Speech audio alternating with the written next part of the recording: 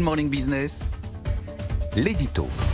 Et vous allez revenir, Virginie, bonjour, sur le plan d'investissement France 2030. Alors, on sait que dedans, il y a l'énergie, les transports, la santé, l'agriculture. Mais vous avez noté des manquements dans ce plan, Virginie. Oui, bonjour à tous les deux. Alors d'abord, premier manquement de mon point de vue qui va être colossal pour justement aborder la France de 2030, c'est il n'y a rien sur l'annonce de lancement des EPR. Or, on sait que l'énergie va être cruciale, que la 5G par exemple, mais aussi les crypto-monnaies et tous les nouveaux développements de croissance vont avoir des besoins énergétiques massifs. Mais il a parlé des petits réacteurs nucléaires. Oui, mais il a oublié les gros. Et il va falloir vraiment qu'on décide maintenant. Et on voit bien qu'aujourd'hui, ça manque dans cette annonce et des lancements d'EPR auraient été une bonne mesure.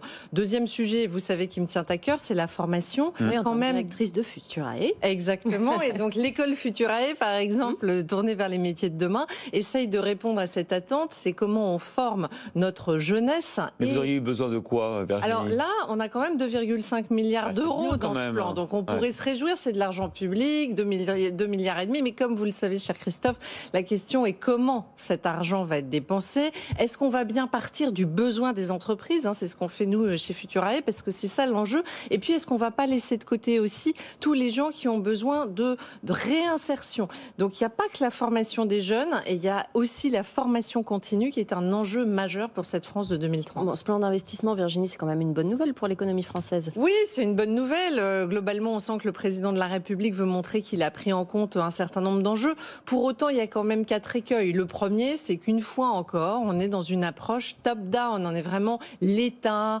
centralisateur qui décide de tout, sans concertation, ni avec les entreprises, ni avec les collectivités locales. Et notamment, je rappelle que le développement économique, c'est du ressort des régions. Donc ça, c'est quand même un premier écueil. L'État peut pas tout faire tout seul dans son coin.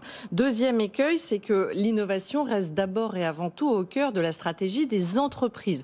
Et c'est ça le sujet. C'est comment finalement, derrière ce plan, derrière ces effets d'annonce, on embarque les entreprises, on les convainc de s'y mettre et de s'intéresser à l'atteinte de ces objectifs. Et c'est là où je vois le troisième écueil, c'est que on n'a pas le comment. Comme souvent, des effets d'annonce, mais on n'a pas vraiment un pilotage de ce plan. C'est encore flou, c'est encore technocratique. Alors hier, on a eu une info sur le plateau de BFM Business et de Good Morning, puisqu'on avait Nicolas Dufourcq, le patron de BPI France, qui nous a dit « L'opérateur du plan de relance, c'est moi ». Ah, alors voilà une bonne annonce qui m'a échappé.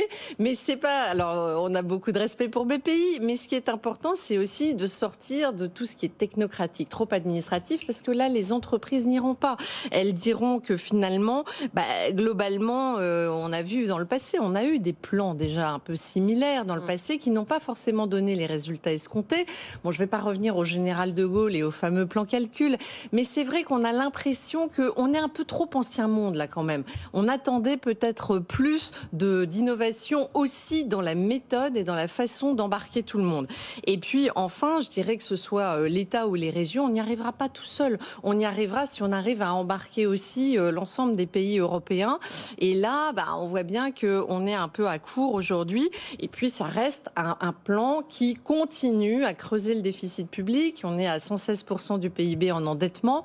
Et donc la question que je pose ce matin, c'est finalement, est-ce que pour financer l'innovation, il ne faut pas d'abord faire confiance aux entreprises, baisser massivement les impôts de production, mettre nos entreprises en situation de compétitivité et donc en situation d'investir elles-mêmes plutôt qu'une fois encore avoir recours au saupoudrage d'argent public. Puis 30 milliards, vous savez, Volkswagen va investir 75 milliards pour sa transition énergétique sur ses véhicules. Et les semi-conducteurs en Taïwan, donc là on est, savez, Chine et États-Unis, on est totalement on est des fourmis à côté et du coup, voilà, la baisse des impôts de production à 30 milliards aurait été, selon moi, une meilleure utilisation de l'argent public.